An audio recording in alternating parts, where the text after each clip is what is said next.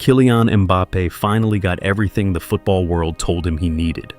The white shirt, the Santiago Bernabeu, Real Madrid, the club of Cristiano Ronaldo, Zinedine Zidane, Alfredo Di Stefano, and impossible European nights. On August 14th, 2024, in Warsaw, the dream looked perfect. Real Madrid beat Atalanta 2-0 in the UEFA Super Cup. Mbappe scored on his official debut, one game, one goal, one trophy. It looked like destiny arriving on schedule. But the strange thing about destiny is this: sometimes it does not expose you when you fail. Sometimes it exposes you when you win. Because years before Mbappe arrived in Madrid, Zlatan Ibrahimovic had already seen the question hiding behind the superstar. Not whether Mbappe was talented. Everyone knew that, not whether he could score. He had already done that in Monaco, Paris, World Cups, Champions League nights, and finals that broke normal players. Zlatan saw something colder. He saw that Mbappe did not just need a bigger club.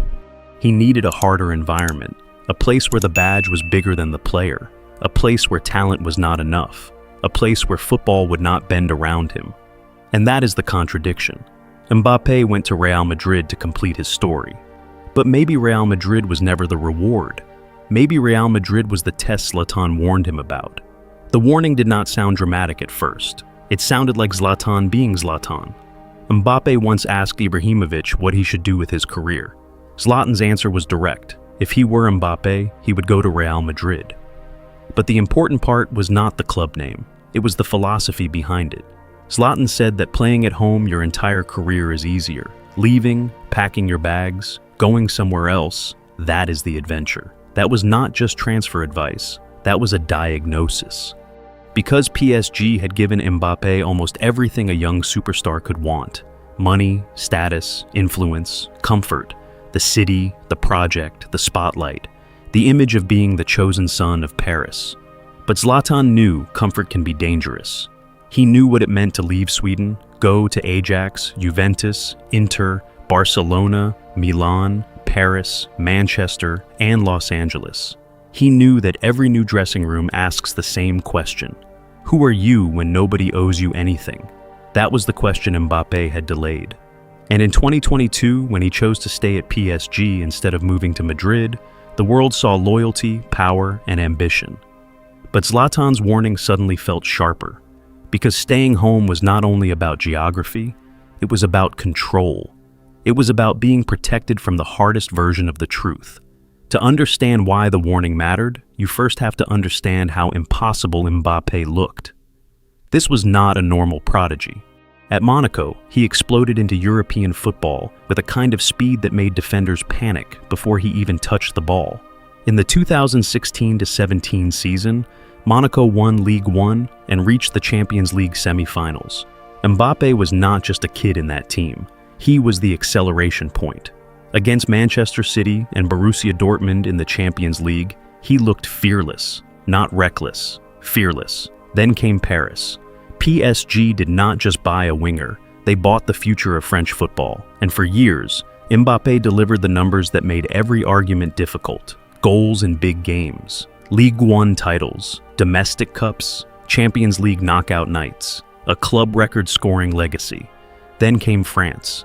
The 2018 World Cup turned him into a global symbol, a teenager running through Argentina on the biggest stage, a goal in the final, a world champion before most players understand pressure.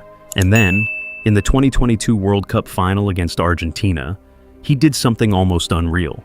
France were nearly dead. The game looked gone. Then Mbappe scored twice in minutes, forced extra time, completed a hat trick, won the Golden Boot, and still walked away with a loser's medal. That is the burden. When a normal player loses, people see failure. When Mbappe loses, people ask why he did not bend the entire game to his will. That is how heavy his talent became. It stopped being a gift. It became an expectation. The world thought the problem was PSG, too chaotic, too political, too obsessed with stars, too dependent on individual brilliance. And some of that was true. PSG had Neymar, then Messi, then Mbappe. On paper, it looked like a fantasy attack. But football is not played on paper. It is played in spaces, pressing triggers, defensive transitions, ego management, and sacrifice. The world thought Mbappe needed to escape PSG to become fully free. But the real problem was more uncomfortable. What if PSG had also made him too free? What if the same environment that turned him into a king also delayed the next stage of his growth? That is where Zlatan's warning becomes powerful, because Zlatan was never saying Mbappe lacked greatness. He was saying greatness has to be sharpened by resistance. At PSG, Mbappe could be the center. At Real Madrid, he had to become part of something older than him. That is a different kind of pressure. In Paris, the project could be accused of failing him. In Madrid, the question becomes simpler and harsher. Can you adapt to a machine that already knows how to win? Because when Mbappe arrived, Real Madrid were not desperate. They were European champions. Vinicius Jr. had already become a decisive Champions League figure. Jude Bellingham had already changed the emotional temperature of the team. Rodrigo had already delivered in big moments. Madrid did not need Mbappe to give them identity. Madrid needed him to fit into one. And that is the part the world misunderstood. This was not just a superstar transfer. It was a collision between individual destiny and institutional gravity. The truth had been coming for years. You could see it in the Neymar penalty controversy in August 2022, when PSG beat Montpellier 5-2, and the conversation after the match was not about the score, but about hierarchy. You could see it in 2024, when Luis Enrique began preparing PSG for life without Mbappe, even substituting him early, and making it clear that the team had to get used to playing without him. That was not disrespect. That was structure returning. And structure is the one thing no superstar can defeat forever. At Real Madrid, the same truth became impossible to avoid in a different way. Mbappe could score. He could still terrify defenders. He could still finish chances most players never reach. But the question was never only about goals. The question was whether his presence made the entire team breathe better. That is what separates a great player from the right player. Sometimes a superstar solves the obvious problem and creates a hidden one. Sometimes a goal machine changes the geometry of a team. Sometimes the player everyone wanted forces everyone else to move 1 inch away from their best role. That does not make Mbappe a failure. It makes his story more human. Because football did not misunderstand his talent. It misunderstood his burden. The burden of being the future for too long. The burden of being compared to Ronaldo before becoming fully himself. The burden of being powerful so young that every decision looked like a statement. Zlatan understood something most people ignored. Mbappe did not need more applause. He needed friction. He needed an environment that would tell him no.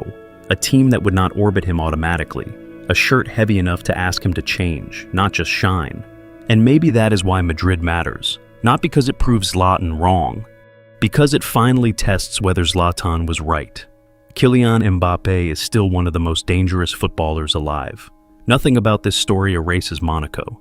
Nothing erases Paris. Nothing erases the 2018 World Cup. Nothing erases the hat trick in Qatar. Nothing erases the debut goal for Real Madrid. But legacy is not built only by moments. It is built by what a player becomes after the world stops making excuses for him. That is the chapter Mbappe is living now, not the chapter of talent. That chapter was settled years ago. This is the chapter of adaptation, sacrifice, maturity, the quiet work of becoming bigger by needing less control. Zlatan once told him to leave home and take the adventure. Mbappe eventually did. But the adventure was never just Madrid. The adventure was discovering who he is when the system does not belong to him. And maybe the final truth is this. Mbappe was never the next Cristiano Ronaldo. He was never the next Neymar. He was never the Prince of Paris becoming the King of Madrid. He was always the first version of himself.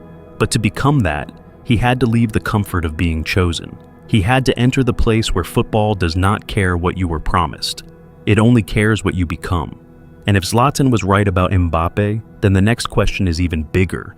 What happens when Real Madrid's dream signing becomes Real Madrid's hardest tactical problem?